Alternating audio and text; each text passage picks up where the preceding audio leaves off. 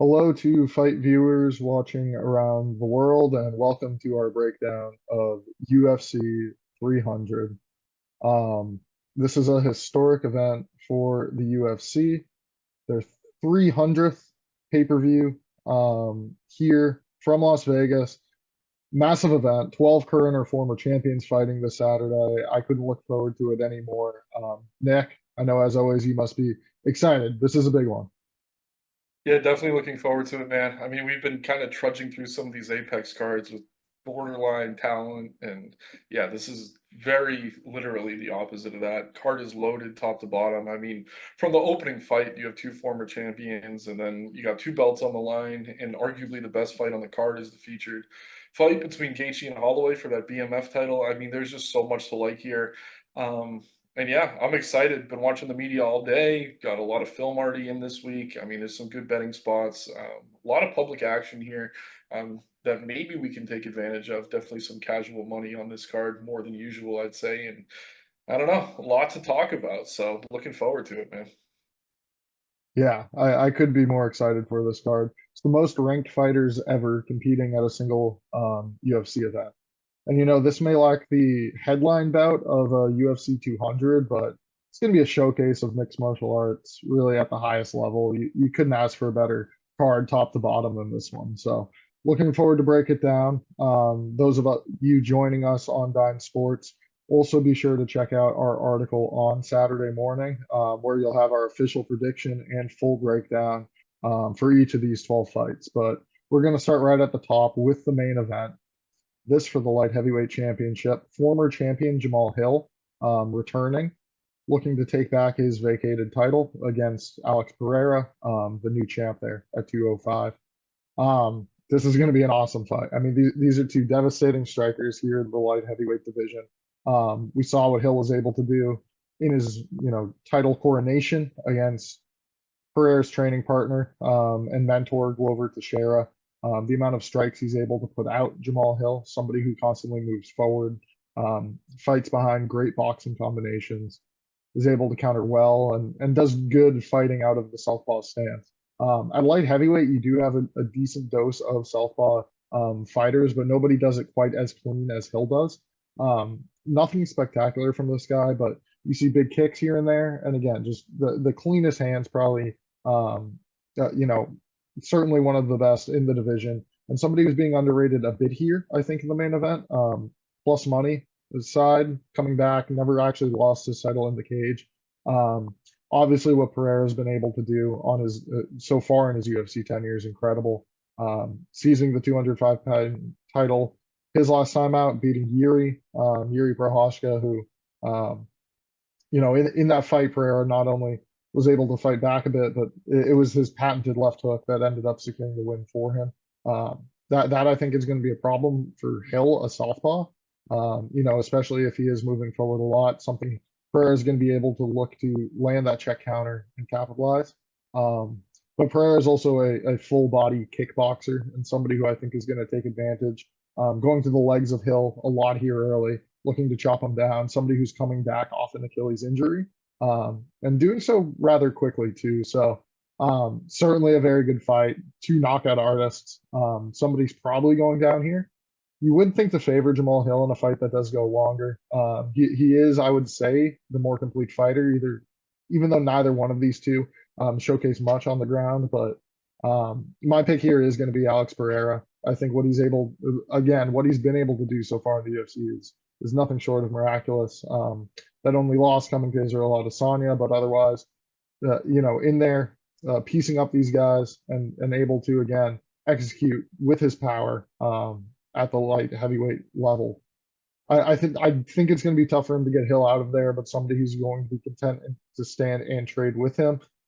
That's always going to be the option for Pereira, who has a nuke in that left hand. So he's headlining for a reason, and I think the UFC would love to see him get a win here. I kind of expect him to get a win here over again a very dangerous opponent, Jamahal Hill. Yeah, man, it's interesting. I don't know. Hill is very different than Pereira. Obviously, this is a matchup between two excellent strikers. Pereira with the glory background, very technical in terms of his kickboxing, very traditional. Hill is kind of bred to strike for MMA. I mean, his footwork isn't great when you watch him on film. I mean, you see him kind of cross himself up at times and things like that. But at the same time, it makes it tough for his opponents to read. He gets these really crazy angles. I mean, he's hitting Glover from all over the place. Glover didn't really know how to handle him most of that fight. Pretty surprisingly dominant performance against Glover in Brazil and on short notice too. But yeah, I mean, you go back through what he was doing before that injury, pretty impressive. But I mean, the KOs of Santos, who's all but washed now in PFL, Johnny Walker, who's obviously chinny. I mean, Jimmy Crute, I don't know. I was high on him at the time, but he really hasn't panned out as a prospect. So it's tough not to argue that Pereira's been facing a much better level of competition. But I do think the line is kind of where it should be. I could see making Pereira a bit more of a favorite. The main reason for that is actually just that Achilles injury. I mean, Hill is back very quickly. And he said he wanted to be back even sooner than he is here. I mean, we go through other sports. We talk about guys like Durant, took over a year to recover. I mean, there's countless examples. Obviously, medicine gets better and better year by year. But I'd be lying if I wasn't a little bit concerned on what we're going to see out of Hill here. And you have to wonder how long he's been going full bore in training camp. I mean, if you get the call to headline UFC 300 and you're 80%, you're taking that fight no matter what. Interestingly, I do think Hill probably has a durability advantage here. We've never seen him KO'd. Obviously, he had that fight with Paul Craig where his arm snapped. Obviously, that's not a concern in this matchup. We've seen Pereira put out by Adesanya less than a year ago, and then in his glory kickboxing days, he had been KO'd before as well. So we know at 205 he could be knocked out. Hill, on the other hand, I mean, we've seen him rocked at times, but really not to the level that we've seen Pereira rock. So it's interesting. It's a volatile matchup. I think there's no really two ways about it. If I was confident in Hill kind of executing a grappling heavy game plan, I could see maybe backing him as the underdog. But right now, I am kind of leaning to the Pereira side. I will say I'm not 100% decided. I want to see how weigh-ins look. Hill tends to come in a little bit fluffy. I mean, we've seen some of his media leading up to this fight where he didn't look great. Embedded this week, though, he does seem to be suddenly in excellent shape. I want to see how he's moving around, if we can get some more recent film on him. It's funny, he's been putting out these TikTok videos, but those were from months and months ago, interestingly enough. It's almost like he's throwing a smokescreen out there. I also found it pretty funny. He asked Pereira to sign his UFC 300 jacket for him. Like, that's just kind of weird head games, in my opinion. I don't know if Hill's smart enough to maybe lay a trap out like that, but he did have conversations with one of your favorites, Adesanya, about how to approach Pereira here. But on the contrary of that, I mean, Pereira's beaten Adesanya more often than not. So, I mean, do you want to be getting advice from someone who's 1-4 against the guy? I don't know.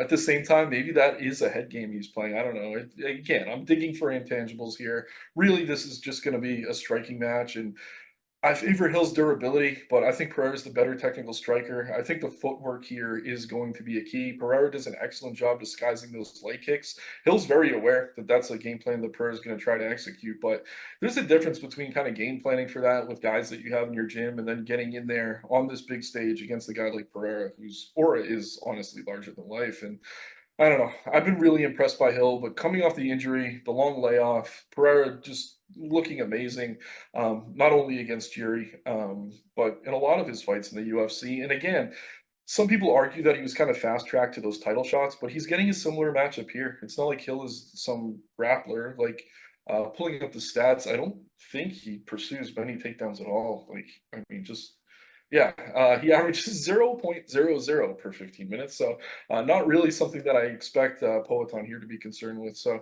excellent main event. I don't know if the UFC would be upset to see Hill win here. Honestly, it seems like they kind of threw this on late. And like, this card sells itself. Even if the top fight on the card isn't the best of the best, I mean, the whole card is loaded. So as long as you get a title on the line, you're in pretty good shape. That's what we have here. Two powerful heavyweights who are going to look to strike. I slightly prefer Pereira. But yeah, man, I'd be lying if I'd say I was confident. Very volatile matchup between two super powerful guys. Either can turn the other's lights out instantly. So definitely looking forward to it. Leading Pereira right now. I'll be looking to maybe parlay in some unders, does not go the distance, things like that. But yeah, I do think Pereira is the side until he gets closer to minus 200. And yeah, right now I wouldn't mind a money line play on him where it currently stands. But again, intangibles over the next few days could certainly change things. I mean, Hill is a tough guy to read. I've definitely lost money fading him in the past, so I'm a little bit reluctant to act like I'm confident in Pereira here. But on paper, it does seem like he should be able to get this done. Yeah, again, I think the Pereira side for me, I think the leg kicks again, just a huge factor. He throws them without the telegraph and the way that he'll oftentimes is moving forward on his opponents. I could see that being a big problem for him. Another reason why you mentioned the under here in this fight, I think we're looking at 2 rounds at even money, 2.5, pretty heavily juiced. I don't know if I would love that play. Again, Pereira able to take a measured approach over the course of 5 rounds a lot of the time. Rely on his power late if needed. Could see this one kind of getting extended, even if he is chopping downhill. But yeah, Hill could certainly catch him early. All right. We'll move on now to the co-main event, women's strawweight title fight with China against China and Zhang Weili facing Yan Xiaonan here for the belt. Um, this line already steaming heavily towards the incumbent champion Zhang Weili, for good reason. Now minus 525. Just such a dominant fighter, Zhang Weili, dominant champion. We saw her last time out in Boston. Multiple chances to finish the fight against Amanda Lemos, and just watching there, one of the most dominant women's fights ever. Very one-sided. Lemos was not able to really get anything going in that spot. And I would say a bit similar in her style to a Yan Jianan, a longer striker here in the strawweight division, somebody who's able to put her hands together and land in combination on her opponents. Um, it's the fast hands and boxing of Jianan that are going to really need to shine through here against Weili if she is going to be able to take this title off of her. Um, but Zhang Weili just getting better and better every time that we see her in the cage. Her striking is always just as good as the woman standing across from her. She's able to hold her own. Exceptional Muay Thai. And then the grappling is going to be a key here in this fight. Again, Zhang Weili able to, if secure takedowns, control opponents a large majority of the time. Jianan, not somebody very comfortable, fighting on the ground, able to defend takedowns at, a better rate than most, but not obviously known for that, known for her hands instead. And, I really feel her best chance here would be landing that counter on Zhang Weili. But while that certainly could happen, I'm not going to be going against the champion in this spot. I think she's too complete. And while Zhang Nan is one of the better strawweight contenders here at the top of the division, I still think she's up against it against Weili, who, again, fighting, she deserves her spot here at UFC 300. Been so great for the promotion, a dominant champion for a long time. I see her getting it done again here on Saturday. Yeah, I totally agree, man. I mean, ever since Weili went to the Hickmans, her wrestling's gotten better and better, and I think that's exactly the path for victory too for her here. Excuse me, 2.3 takedowns per 15 minutes. We saw that Yan Xiaonan fight against Carla Esparza on Esparza's run to the title, where she just took her down and absolutely mauled her. We saw what Weili did to Esparza, and I don't want to play MMA math, but honestly, I mean, in a situation like this, I think the styles kind of line up. Like Weili should be able to score her takedowns here. She's going to pursue them actively, and I think on the feet she should be able to hang with Zhang. I mean, Zhang is a good striker, but honestly, going into this fight, I expected her to be longer. These two both have the 63-inch reach listed. Only 1 inch shorter is Weili Zhang, so the length isn't really as much of a factor as I thought it might be coming in. I think people are realizing that, and that's why this line has continued to widen. And yeah, I think Weili gets it done. I think she can hang on the feet. She could probably win this fight on the feet over 5 rounds, but the very clear path is right there for her to take this fight to the mat. And I think Marina Rodriguez took Yan Xiaonan down, and obviously Weili's going to be able to do that as long as she doesn't get caught. We did see her get caught in that Rose fight by a head kick. Kind of fluky. And yeah, I think outside of something like that early, should be Weili Zhang's fight to win. Second biggest favorite on the card, right? Other than Bo Nickel, and I think it's rightfully lined. I mean, she should dominate here. I will say we did suffer a bit betting her inside the distance against Lemos, but Lemos a much better grappler, in my opinion, defensively than Yan Xiaonan. So I like Weili. I'll probably bet her inside to get some value. I'm definitely going to tie her into a lot of parlays. I think she's definitely a safer leg than that main event. Um, But yeah, really like her here. I think she gets it done, retains her title pretty convincingly.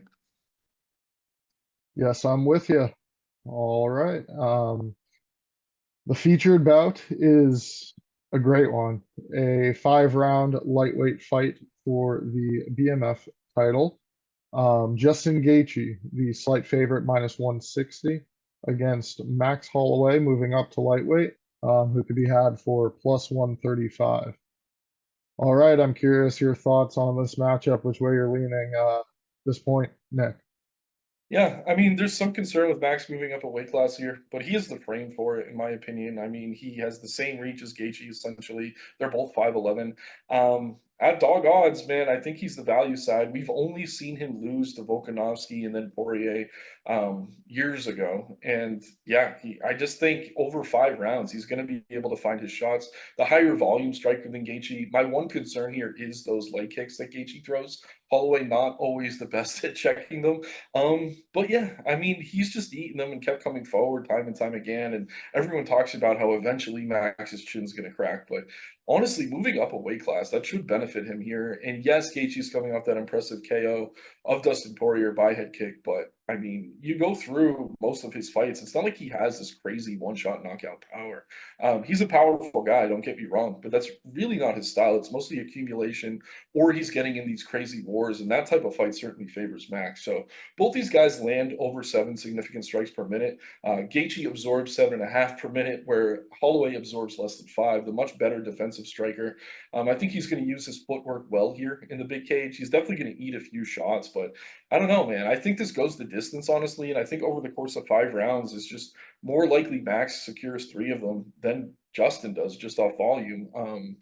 And yeah, I know we've seen Max rock at times, and maybe that one moment in a round can steal it for Justin. But at dog odds here, man, I know he's moving up a weight class, but he probably should have been a 155er even before this fight at this point in his career. So I'm on Max here. I'm sure you're not surprised. I am a little biased. He's one of my favorites. I do like Gaethje. Super exciting.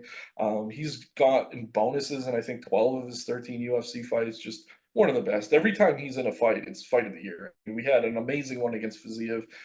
He had that fight with Chandler, obviously, going back via Barboza. I mean, Tony Ferguson, he dominated, ended Tony's career, honestly.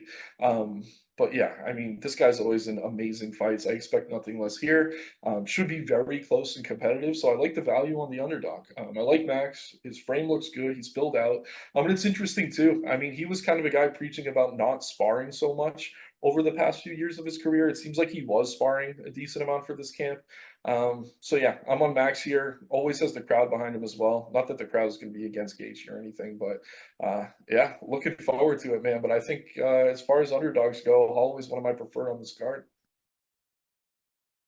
Yeah, I'm on the Holloway side too.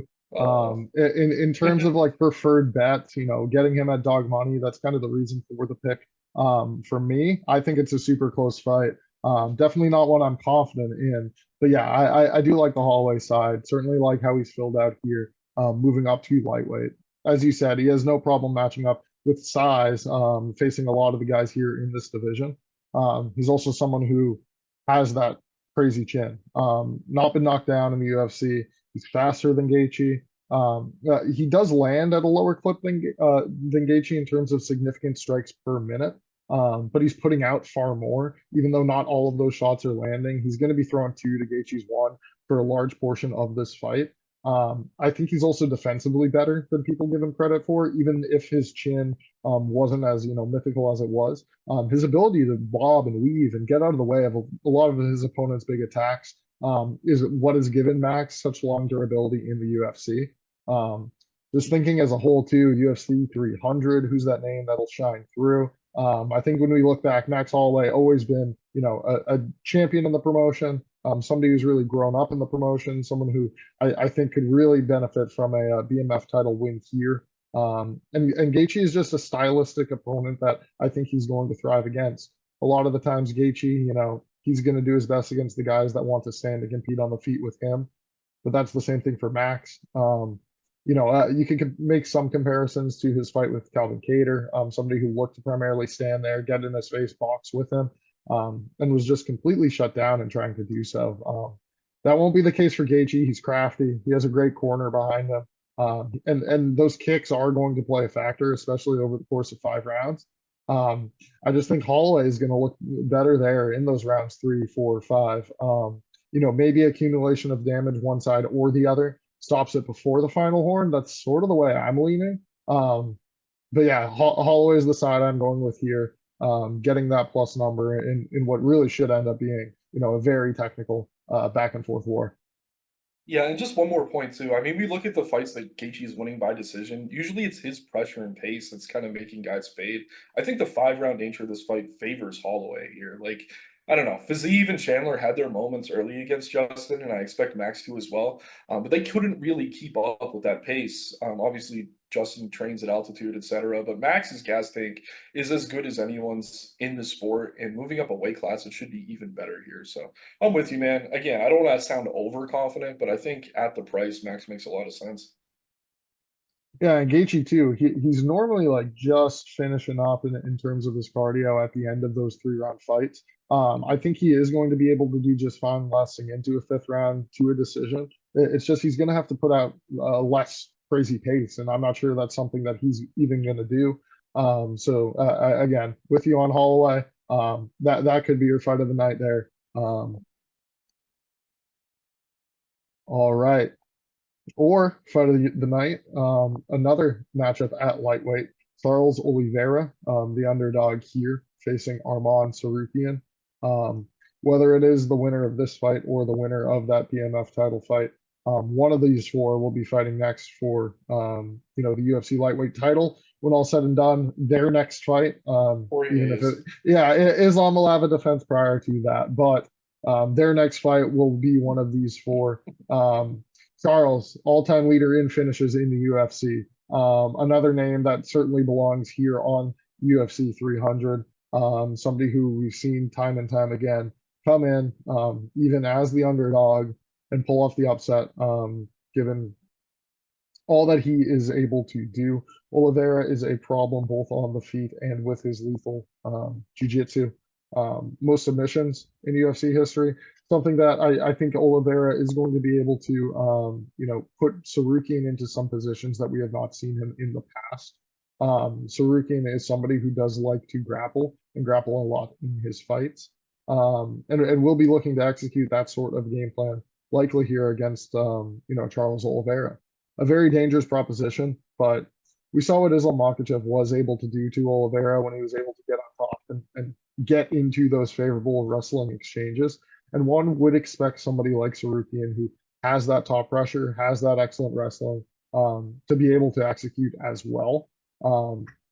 But I mean, this is Charles Oliveira. This is somebody that I back a lot as an underdog and have made money in doing so. I think this is another spot where he is going to be able to cash for you at that plus number. Tsarukyan's great. All that we've seen out of Tsarukyan in the octagon, I really can't discredit him for. He's super defensively reliable as well, which I think is going to be key for him here because Oliveira is going to look to end this fight on the feet. I think he has the advantage when it comes to striking over Tsarukyan. He has a lot of length on the guy. And he's going to be able to use his length to an advantage here, not only from range, but when they get into those clinch positions, what Oliveira is able to do with his knees and elbows.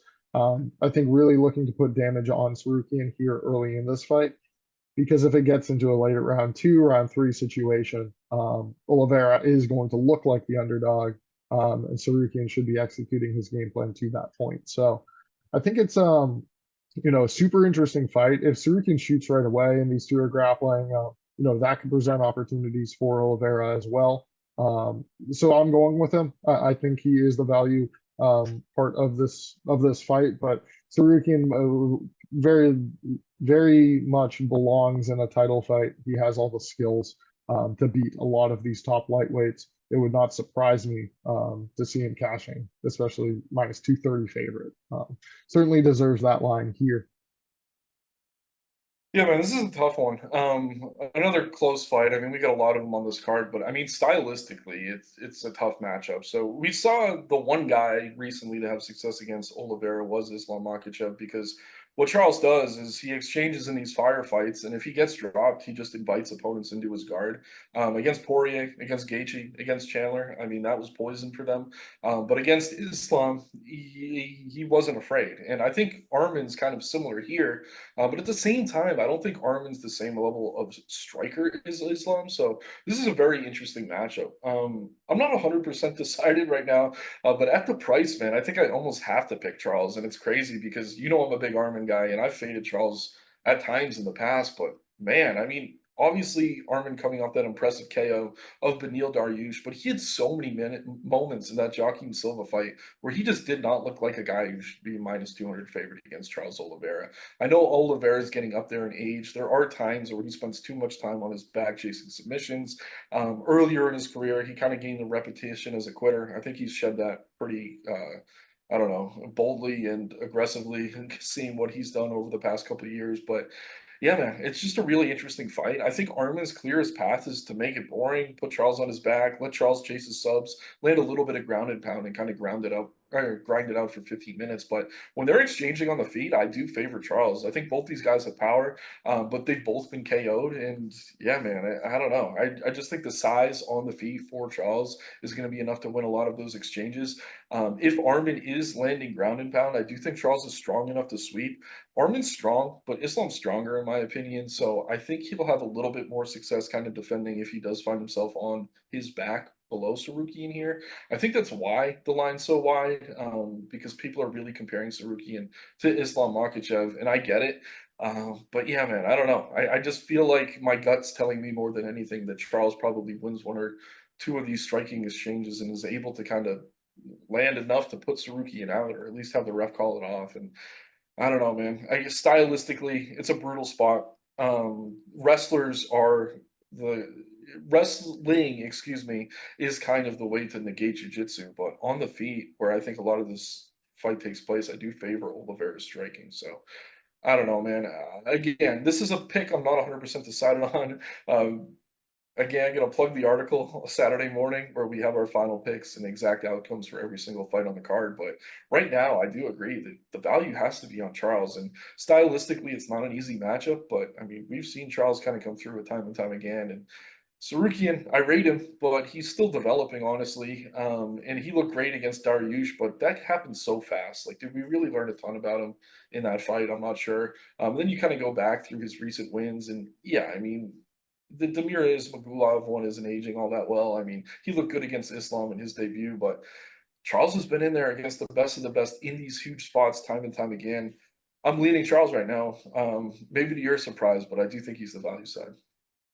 Yeah, you can't compare their resumes at all. I mean, who Mhm. Charles has fought versus Tsarukyan. Yeah, love it. Let's go do Bronx. We'll move on now, looking at the main card opener. In this spot, Bo Nickel minus 2,500 against Cody Brundage, who could be had at 12-1. What do you think, Nick? Are we looking at the biggest upset in UFC history, or give me your thoughts on this matchup? Yeah, if there's anything I'd bet here, it's probably the under 1.5. Nichols aside, they're trying to build up his name.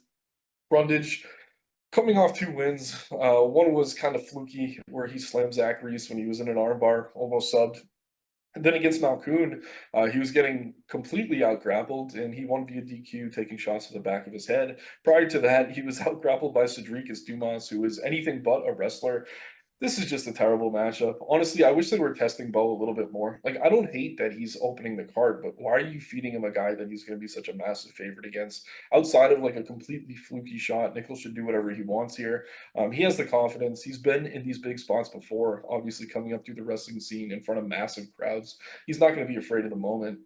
Brundage, yeah, I mean, he's saying all the right things in media. He knows he's an underdog. He thinks Nichols human, blah, blah, blah, blah, blah. But that's going to feel a little bit different that night when the crowd's cheering for Nickel, booing him. And I don't know. He's really just a lamb to the slaughter, for lack of a better term.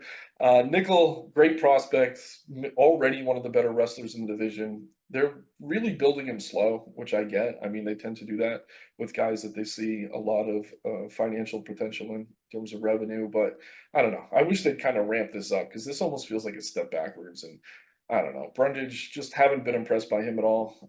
Nickel should just roll through him here. It's just whether he gets the KO or the submission, and how long does it take? Those are the real questions I have. But other than that, just absolute dominance. Don't parlay the minus 2,500 or whatever the hell it is, because you're not really boosting any parlay with that. Like I said, maybe bet an under or something like that, but I don't know, just lay off. We have a fight card stacked from top to bottom with really competitive matchups where you can pick your spots. Just let the books, just let this one pass. Oh, I was Nick, gonna bet the even or odd minutes for Bo Nickel, but never mind. I guess I'll change my break. No, I mean, yeah, it's gonna be Nickel in this spot. The UFC knows what they're doing with the booking. Brundage has been nothing special in his UFC tenure. Build, I think, Division II college wrestling. But again, just nothing that's gonna stack up to what Nickel's able to do in terms of his offensive grappling and wrestling inside of the octagon.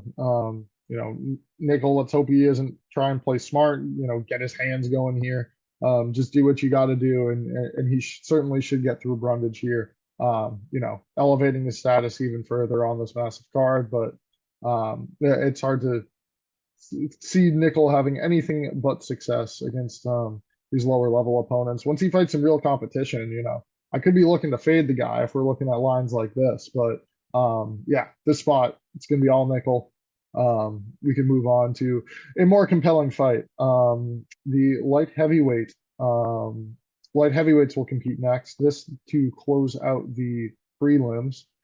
Jiri Prochazka facing Aleksandar Rakic.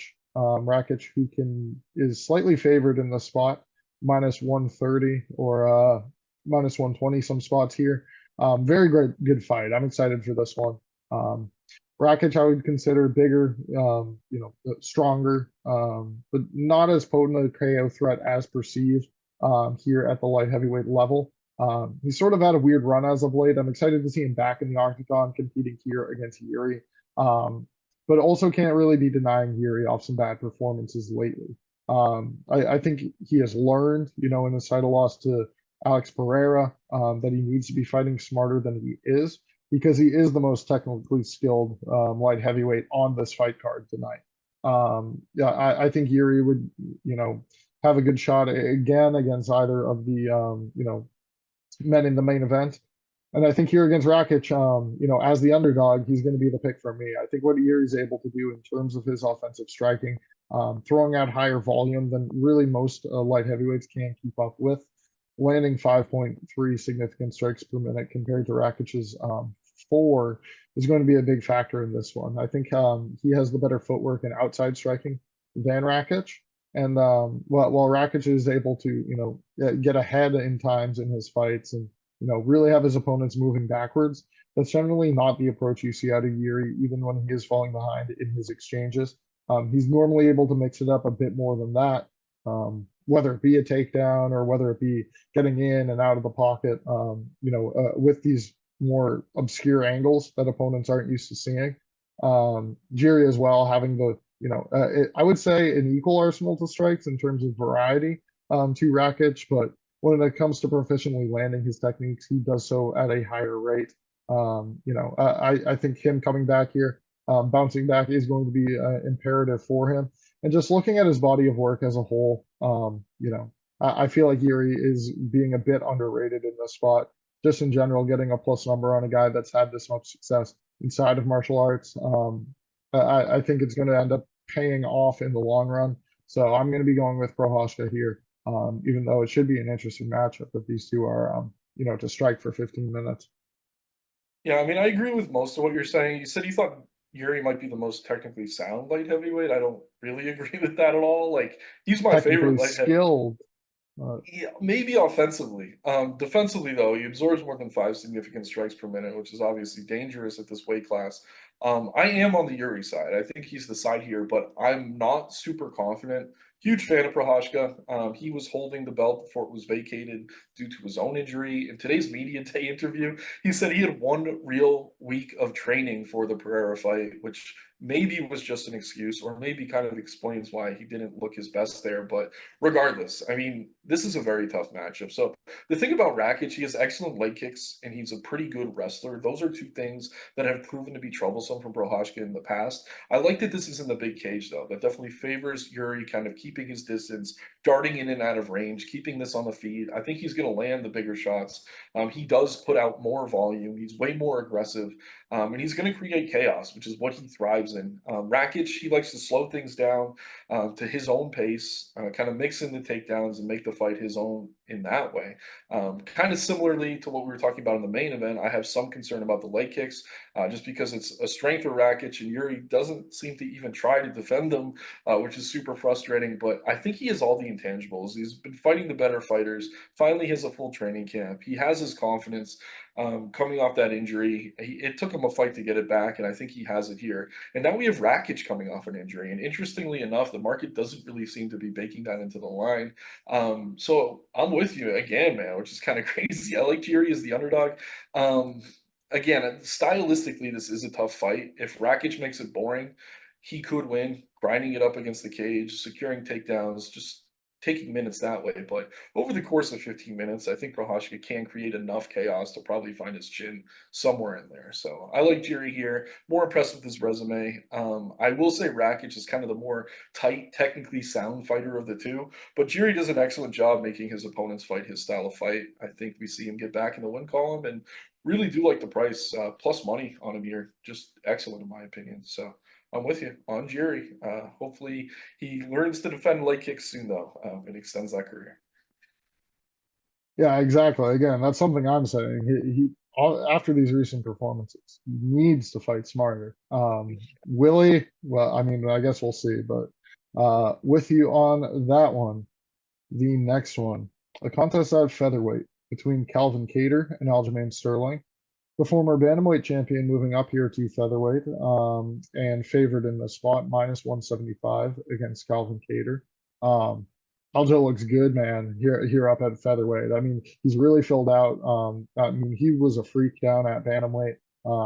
Just muscles popping, probably no body fat, and really filled out nicely here at featherweight. Should have no problem with the cut here on Friday. This is a good matchup for him in his first attempt at a featherweight fight. Stylistically, Kattar, a very good striker, very good boxer, but somebody who is not as proficient in grappling or anywhere close to that of Aljamain Sterling. I'd mention as well, Kattar really hasn't had to deal with a ton of grapplers here at featherweight. A lot of his recent opponents more so content to stand and try and test him on the feet, where even some have had success. I think Sterling knows not to try and do that here. Coming back a bit quicker than one would think from a fight last October, but moving up in weight should have no problem absorbing some shots here, but not looking to do so against the likes of the Calvin Kattar, somebody who is a bit one-dimensional. Not really one-two throw kicks, just really fighting behind his hands, and something that I think Sterling should be able to move in on and get the entries he needs to get this into a grappling exchange. He was able to secure takedowns at a pretty high rate down at bantamweight, shooting a lot, not always converting, but, converting enough to obviously implement his, superior jujitsu. If Sterling gets to your back, it's normally done. He's able to implement submissions great from those positions. And I think if he gets to the back of Kattar at any point in this fight, it could be lights out. He is the more skilled fighter. He just has to be careful rushing in or trying to play too long with Kattar on the feet. He needs to make it a point to secure that takedown early and get to those positions where he's able to grapple. So I think this one's a lot closer than the line suggests, but Sterling is going to be the pick for me.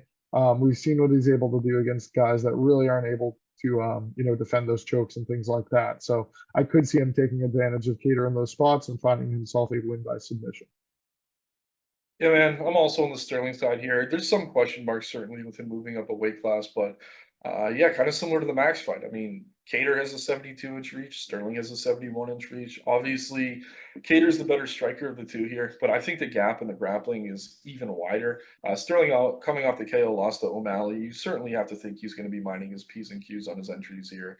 And yeah, I think the UFC wants them to find success here in this division. If you look at what's going on at featherweight, kind of like what you said, there's really not a ton of great grapplers. I think at times people thought maybe Bryce Mitchell would be that guy. Now we have Mosvar, Evloev. We'll talk about Diego Lopes in a little bit, but it's really been a strikers division for most of Volk's reign, Max's reign, etc. So yeah, Sterling definitely kind of bringing new life to the division here. I like Calvin Kattar. He's a local guy. Obviously, I live in Boston. Kattar's from nearby. He's got the New England cartel. Really like supporting those guys, but at the same time, I mean, stylistically, this is just not a great matchup. And like you said, he just really hasn't had his grappling tested. He did win convincingly over Dan Ige, but Ige really didn't try to get his wrestling going all that much. And then we're going way, way, way back earlier into his career. Like guys like Allen, Emmett, who you thought would probably mix in the grappling more, really didn't against him. But we know Sterling's going to do that here. And you listen to Sterling in interviews, I don't think there's a question that he's going to get his grappling going. Sometimes it's frustrating backing these grapplers where they have such a clear path to victory and they don't really lean on it. Sterling is not that guy. He knows what he's good at. He's going to come in here. He's going to grapple. I expect him to secure the takedowns he needs to probably find a submission. And if he doesn't, he should probably win rounds on Kattar's back, grind out the decision. Calvin is the better striker. I mean, if he does play at all at boxing range here, it's dangerous, but it should help his durability moving up the weight class. Just sounds like he's super locked in, and he's been chomping at the bit to get back in the cage. He had a bunch of grappling matches prior to this fight with Fury FC and ADXC. He had one against Chase Hooper, our boy. But yeah, man, I do like him here. And I know you said the line's a little bit wide. I honestly don't mind it around minus 160 to minus 170. Yeah, I thought it'd be a little bit wider just considering the stylistic differences here. Again, if you're taking Kattar, I think he probably needs to find the KO. I have trouble expecting him to win a bunch of minutes on the feet. I expect Sterling to secure the takedowns he needs to win this one and kind of plant himself in that top 10 of a featherweight division that definitely needs some life, especially some grappling life. And yeah, I like him here at this price. Yeah, there's a lot of fun fights for him at 145 pounds if he does get the win. So let's see if he can bounce back. All right, next we'll look at a fight at women's bantamweight. This is the debut of Kayla Harrison in the UFC. She is minus 450 as the favorite over Holly Holm, former champion Holly Holm.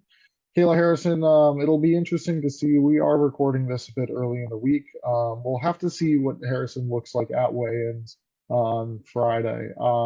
Fighting a large portion of her career at featherweight, Harrison moving down here. We'll need to have a successful weight cut in order to be effective executing in this fight. Harrison is a two-time Olympic gold medalist in judo. Her judo is phenomenal. She's bringing to the UFC more so what Ronda brought in her first reign compared to Ronda ad nauseum. Really, anytime you hear Harrison's name in that conversation, but really what she's able to do executing her grappling, the only one career loss, being in a fight against Pacheco that Holm could sort of take notes from.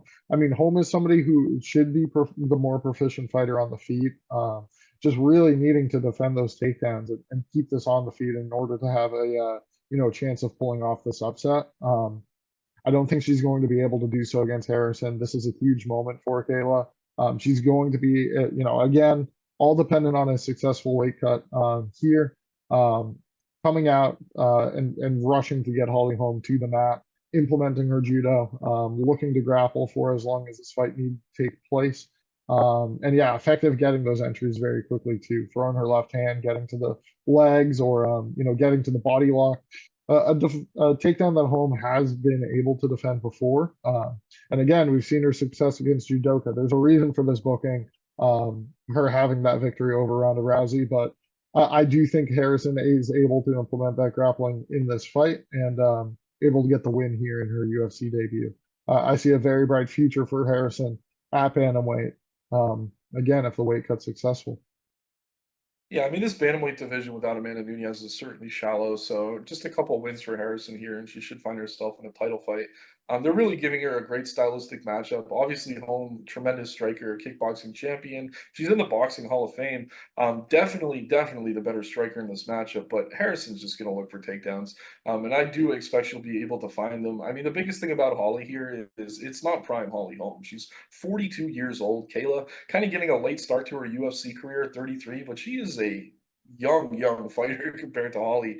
And yeah, I mean, you talk about the weight cut. That's the big question everyone has this week. But she's actually done test weight cuts to bantamweight before signing this contract. And she had her media day interview. She was like flexing for the reporters before and after. She said she's right on target for her weight. Her coach Mike Brown, definitely one of the better coaches in the sport, has talked extensively about how she's going to be right on weight, and they're really looking forward to this spot for her. So, yeah, I will say, I mean, if Holly could somehow keep it standing, super live for the upset. Kayla does take damage at times because, I mean, she's just such a good grappler. She just kind of bites down on her mouthpiece and gets those takedowns. She has to be a little bit more mindful here than some of those PFL fights where she is a former champion, but I do expect her to find enough entries to get this to the mat and get it done. I will say this, I'm kind of interested in the over/under. I mean, Holly does have pretty good submission defense. I mean, we go through Harrison's recent wins, Aspen Ladd. I mean, there's a few women here, Marina, Tina. Like, these are fights you would think Harrison would be finishing. Um, I don't know. I could see maybe this going over. I definitely think Harrison gets it done, but maybe by decision, and maybe that's where you find your value. Because I think most people will be betting her inside the distance. But regardless, I'd probably just tie her money line into parlays as long as it doesn't get too ridiculous. And yeah, it does feel like stylistically, this is the type of fight they're looking to showcase her. Obviously, they're paying her a ton of money. Like, they don't want to bring her in and have her get KO'd by Holly Holm. Like, they want to bring her in, have her win this, and maybe one more fight, and then start fighting for the title. I like Rocky Pennington, but she's really not a name. I mean, if anyone's going to pull Amanda Nunes out of retirement, it is probably Kayla Harrison. Might just take a win over Julia Pena or something like that to get into that position. So I like Harrison here. I think she gets it done. Just be kind of cautious if you're betting the inside. In that same breath, though, I do just want to say she wasn't allowed to use elbows in PFL.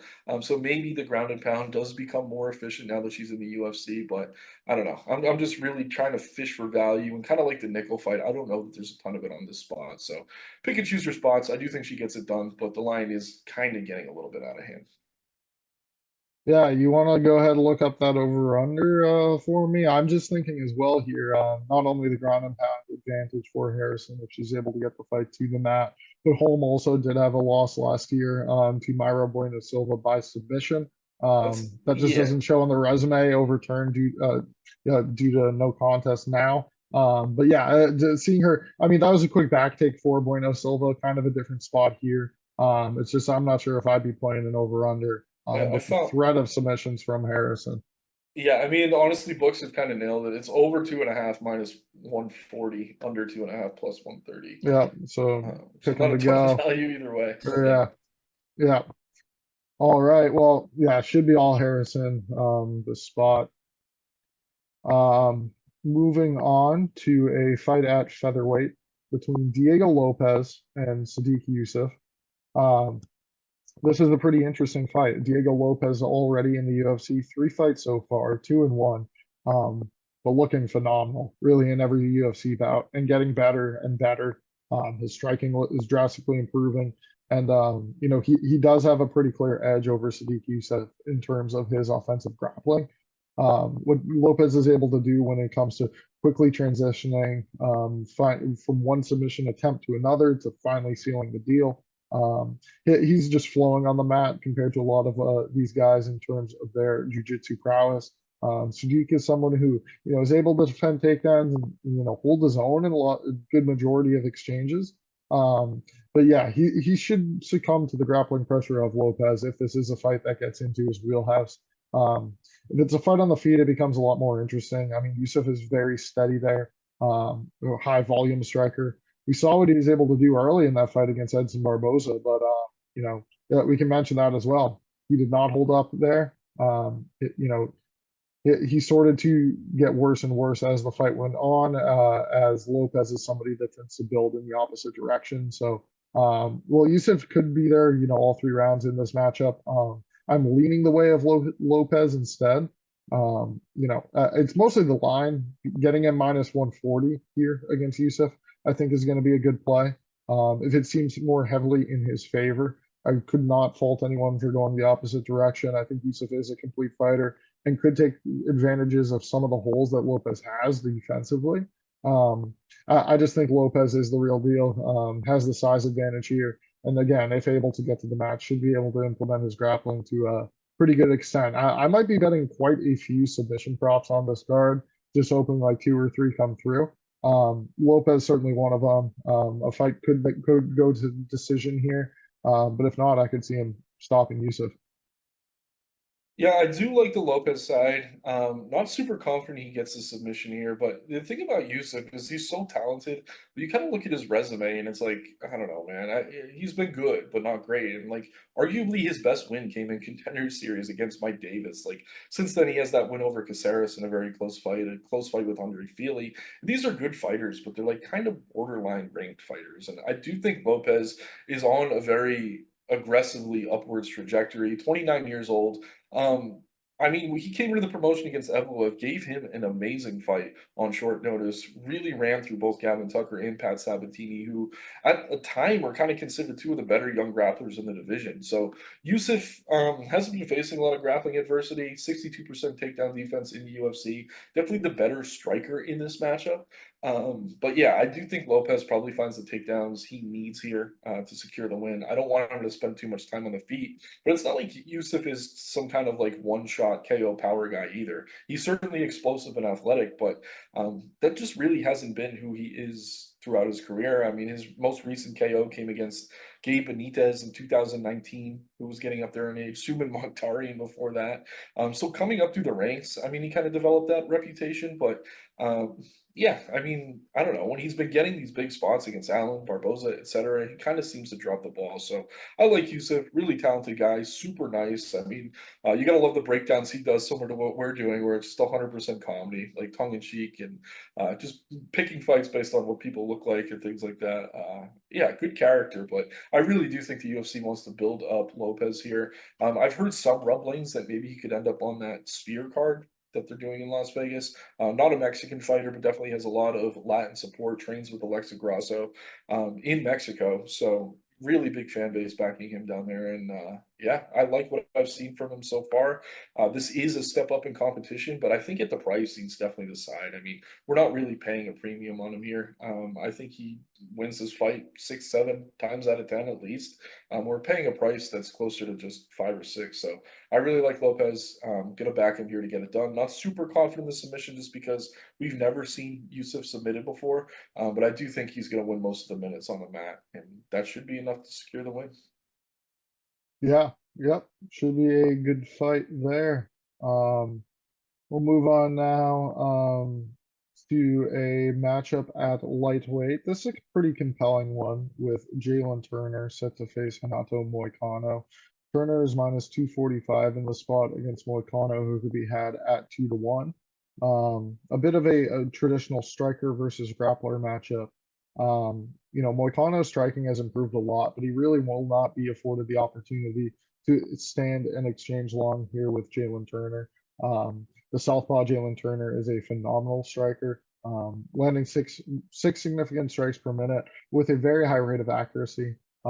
His length, his reach, it poses a lot of problems for guys in this weight division. 4 inches taller than Moicano and 5 inches the longer reach.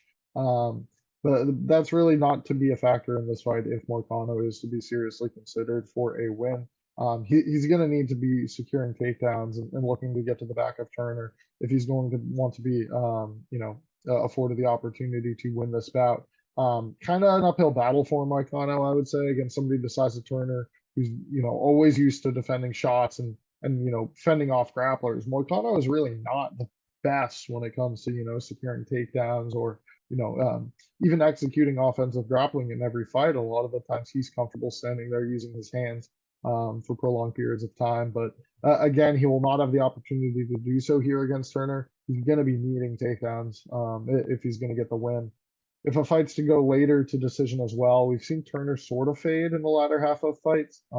Really not the best of resumes as a whole either. Again, if he's standing able to keep the feet here against Moicano, I can't see him having much but success. I mean, throwing out that front kick a lot, landing that left hand. So I want to pick Moicano. I think it's a closer fight than the line implies.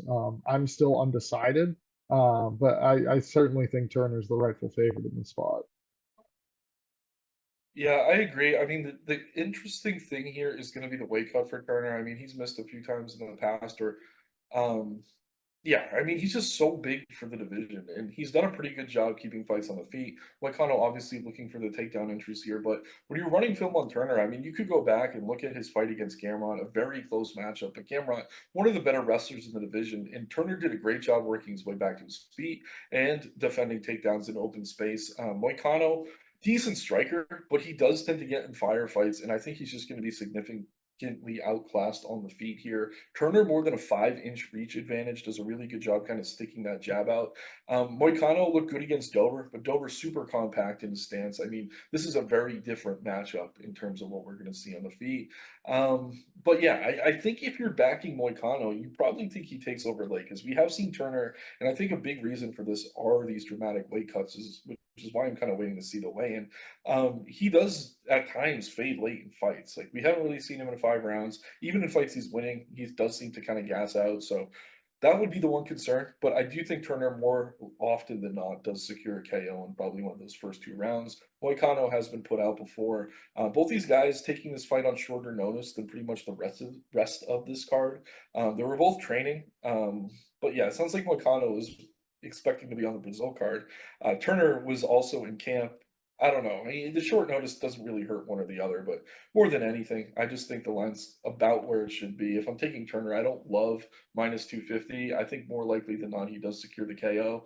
Moicano live for a submission, but we've never seen Turner submitted before. He has really good grappling defense. Um, so yeah, I do think Turner's the pick here, but I do want to see weigh-ins because he has had issues in the past, and that could be enough maybe to take a stab on the underdog. But right now, I agree with you. Turner's definitely the rightful favorite. All right. Um, we will move on now to a women's strawweight bout between Jessica Andrade and Marina Rodriguez. This is Brazil versus Brazil. This is the former champion Andrade, a minus 130 favorite in this spot against Rodriguez, who could be had at plus 110. This is a pretty interesting fight. I mean, it's close. I think the easy pick, the way to go would be Andrade, and that is the way that I was leaning. It's close, but she's given me some confidence here backing her. After having some consecutive losses, bouncing back in a big way her last time out over Mackenzie Dern. Able to get her hands going there. And this is another prospect in Rodriguez who has had some success in the UFC, but isn't really to the level of a lot of these upper echelon fighters, in my opinion. Rodriguez is able to do fine work with her hands, land at a high rate with rather good accuracy. But in this particular matchup, it's going to be tough for her to really execute an effective game plan. Rodriguez oftentimes likes to stay at range and pop, pop, pop, pop against her opponents. Whereas Andrade will instead be closing the distance and getting inside, making it uncomfortable for Rodriguez in the pocket, working to her body more than Rodriguez often tends to do. She does go low a lot, but Andrade does so a bit more. And again, Andrade having the edge grappling in this spot, something that we've seen Rodriguez oftentimes tested. Her takedown defense. Andrade, when able to execute her grappling, oftentimes stronger than a lot of these girls, and that's certainly going to be the case against any strawweight that she steps in there against. I think Andrade not only has the advantages there on the mat, but also in the early part of this fight. I see her getting a rather good start here against Rodriguez, who will again be looking to stay composed and stay away from Andrade here in the first round when she's most dangerous. She deserves her spot on 300, a real staple of the promotion. Fighting 4 times last year, Jessica Andrade. Love that activity. And yeah, the younger fighter here compared to Rodriguez, kind of surprising to maybe those on paper. But Andrade is going to be the pick for me here in what should be a competitive fight. Yeah, I found it interesting when you referred to Rodriguez as a prospect because Andrade is the younger fighter. Obviously, Andrade has spent much more time in the cage, though, so she definitely has the miles there. But yeah, it's an interesting matchup. I think if this were just 15 minutes of kickboxing, Rodriguez would be very live for the upset. But I am kind of banking on Andrade to get her grappling going. I mean, we see her average almost 2.5 takedowns per 15 minutes. I think if she gets 2 or 3 takedowns here, she probably secures this one via decision. On the feet too. I mean, we saw Lemos take out Rodriguez, definitely favor Andrade's power over Amanda Lemos, and I don't know, kind of a similar spot where maybe Lemos was going to get her grappling going, and that was enough to kind of level out the technical striking advantages for Rodriguez, and that's a spot where we saw Rodriguez get caught. So the thing with Andrade though is she's super inconsistent lately. Like sometimes she shows up, looks like the best fighter in the world. Other times she looks up completely disengaged. So I do want to spend a little time kind of digging into some of her media intangibles, things like that. Caught a lot of interviews today. Didn't see her get on the podium yet, but I imagine she has since we started filming this. But gonna spend a little bit more time digging. But I'm with you. I do think Andrade is a side, but I want to know that she's going to grapple, and if I could find that. I don't know, soundbite for lack of a better word. I'd probably back her at this price, but in a 15-minute striking fight, Rodriguez will be very live to pull off the upset because she is the better technical striker. But if she's worried about the takedown, and I don't know, I do think that it's going to level out really quickly. And Andrade also has the power advantage as well. So going to be a fun fight, going to be competitive. Two girls who like to just stand in the middle and trade. But I do want to know Andrade is going to be grappling a little bit before I put any sort of money on her. So I like Andrade here to get it done. I'm not 100% decided, but she does seem to be the rightful favorite. Yeah. And just, comparing some previous opponents to Rodriguez, against Lamos, I think certainly you can see some comparisons to Rodriguez. But yeah, the Xioanan fight for Andrade, obviously running in, getting countered, that could be one way out for Rodriguez, somebody who doesn't really have a lot of pop on her shots. But perhaps the reason that this line is a bit closer than I'd think. Um, all right. Next up, we'll break down this matchup at lightweight between Bobby Green and Jim fucking Miller. Bobby Green is minus 180 in the spot against Jim Miller, who could be had plus 145. Jim Miller certainly making headlines this week. UFC 100 defeated Mac Danzig by decision. UFC 200, he stops Takanori Golmi. And now here at UFC 300, Jim Miller looks to cap it off with another win. The underdog in the spot against Bobby Green. I mean, this should be a great matchup. Obviously, a bit linear in my eyes. Jim Miller, great early, great when he's aggressive, and certainly has the edge grappling over a guy like Bobby Green.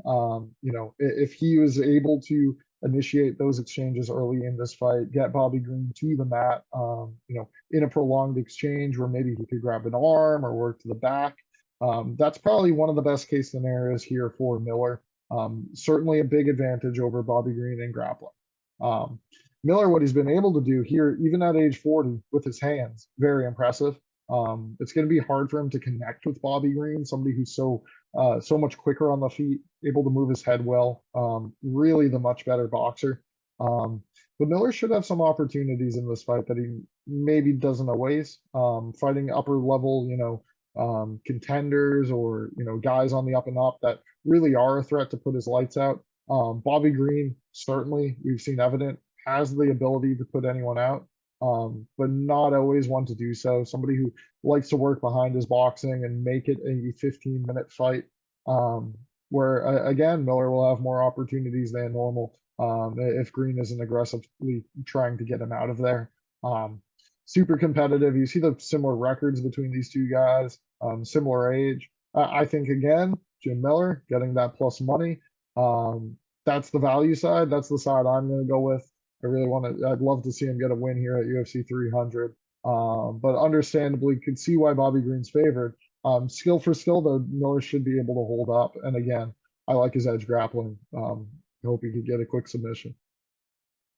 This one's super tough, man. Maybe one of the hardest fights on the card to call. I mean, first and foremost, Bobby Green is coming off a fight against Jalen Turner in which he was KO'd and then hit again and again by Jalen Turner after the bell. The ref should have called that one way earlier. You have to wonder if that's going to affect him at all coming into this matchup. I mean, the good thing for him is Miller isn't really known as a power puncher. He's been securing KOs recently, but mostly over guys that probably aren't UFC level, if we're being honest. So this one's tough. And initially, when this fight was announced, I was like, I love Miller here. I'm definitely backing Miller as the underdog. But the more time I kind of think about it, I'm not super confident. Green's definitely been in there against a much better level of opponent lately. And then we go back to that Alexander Hernandez fight for Jim Miller. And I don't know, man. It's just not the best performance. Really close fight against a guy in Hernandez who isn't the most technical striker. So I'm kind of torn on this one. I want Miller to win, first and foremost. Love the guy from Jersey. You already talked about a lot of the narrative here. Just an absolute legend of the sport. I like Bobby too. And usually Miller, you're worried about the huge age difference. I mean, he's only 3 years older than Bobby Green. It's not like some dramatic youth advantage for Green at all in this spot. So I don't know, man. It's tough. I think I'm with you in that if he can get the grappling going, he could probably find a submission. Obviously, a tremendous jiu-jitsu player on the map, but at the same time, Green is the much better technical striker, and I don't think that can be overstated.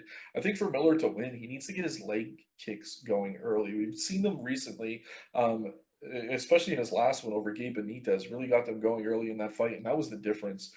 As that fight wore into the third round, where he was able to take over and then take the fight to the mat and find the submission. He's going to need a similar game plan here against Green, but Green's really good on the counter, so some concern that he's getting it going and then he gets caught or something like that. He has been durable lately. But yeah, man, just such an awesome fight. Really looking forward to it. I want to back Miller. My heart is on Miller.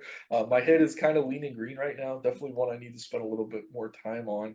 I just wish that Hernandez fight didn't happen because I just rewatched that.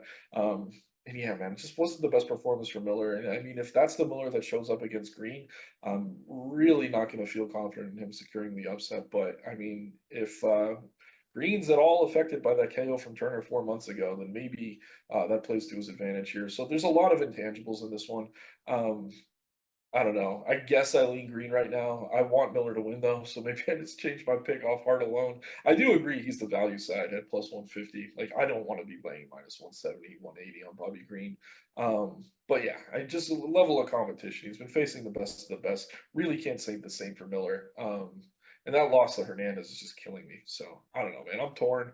Want Jim Miller to win or Jim Miller. Unfortunately, Buffer won't be saying F and Miller because this is the prelim. It's going to be broadcast on ESPN apparently. I did just catch that piece of news, but yeah, man, I really hope he wins. Move Secures it to that. the main card. Put nickel down. Flip I them. mean, that would Yeah. for that alone, right? But yeah, man, it's crazy how good these fights are throughout this whole card. But yeah, I want Miller to win, just not confident he can. Yeah, and if you're talking about how crazy these fights are, we get to the first fight of the night. Former bantamweight champion Cody Garbrandt against former flyweight champion Deiveson Figueiredo. Um, I mean, yeah, again, you talk about how stacked this card is. This is the first fight we get. This was a fight originally scheduled in 2020 for Garbrandt's flyweight debut, and now instead it's going to be Figueiredo moving up to bantamweight and facing Garbrandt here. Figueiredo looked good, beating Rob Font in at bantamweight his last time out. Garbrandt, obviously, you sort of know what you're going to get with him. He's looked better lately. Still has his speed, still has the advantage over a lot of these guys when it comes to pure boxing exchanges. Just not the durability. A lot of damage taken in the octagon, numerous knockout losses on his ledger. One would think here against a powerful guy like Figueiredo, moving up in weight, Cody's chin might be in trouble. I think that's the reason for this line. I think Figueiredo has the advantage in terms of his power, his strength, facing a guy like Garbrandt. I think we could get some very interesting grappling exchanges in this bout. I don't think Figueiredo is going to feel the need to do so, but Garbrandt may instead elect to shoot at one point or another. Figueiredo, obviously a very good jiu-jitsu practitioner. I could see him perhaps catching an early submission in this spot. But the most likely outcome to me is we see these two exchange. We see Garbrandt try and get his hands going here, and evidently, or at one point sooner or later, Figueiredo will land that shot that puts down Cody. So I'm picking him in the spot. I feel pretty good about it. I've always been a big fan of Figueiredo. Loved his skill sets, but moving up to bantamweight, seeing how he was able to perform against Rob Font. I'm very excited for Figueiredo to continue to make some noise here, even on the back nine of his career. Yeah, this is an interesting one. I am on the Figueiredo side mostly for all the reasons you're explaining, but I do want to bring something up. So today they had the media day interviews where he's sitting at the desk and he is a translator, and like Figgy would answer, and then he's like, I don't. It looks like he's having a rough weight cut. Like he's falling asleep almost, like leaning on his arms, like he's not engaged at all. He used to have a lot of trouble making weight at flyweight. Obviously, he's up a weight class now, but I don't know, like, it's almost like this being his second bantamweight fight, maybe he didn't have the best cut, because he thought confidently that he would just be able to make the weight with ease, but I don't know, man. I'm a little bit concerned watching this media day stuff, so I wanna see the face-offs and everything like that, but I do think Figueiredo probably catches that chin of Garbrandt at some point. I mean, Cody has done a better job fighting conservatively. We saw against Trevin Jones, who really is nothing except for power, that he got his wrestling going, fought a super competitive fight. Was a bit more aggressive last time out against Kelleher, but in terms of pure skill, I mean, Figueiredo is steps and steps ahead of both those guys. So I do think he gets it done here as long as he comes into this one healthy. I want to see the weigh-in. And yeah, other than that, I do think he's definitely the side. The line is a bit disrespectful on Cody. I think if this goes to decision, he can be competitive, especially over 3 rounds. But yeah, I think more often than not, Figgy should be able to find his chin. And if this does hit the mat, I mean, Figgy is really, really good jiu-jitsu. It's been a while since we've seen Garbrandt fight anyone with that type of BJJ. So I like Figgy here just off his offensive skills alone. I do think the line's a bit disrespectful, but as long as Figgy makes weight without looking completely terrible, I'll probably back him inside the distance here.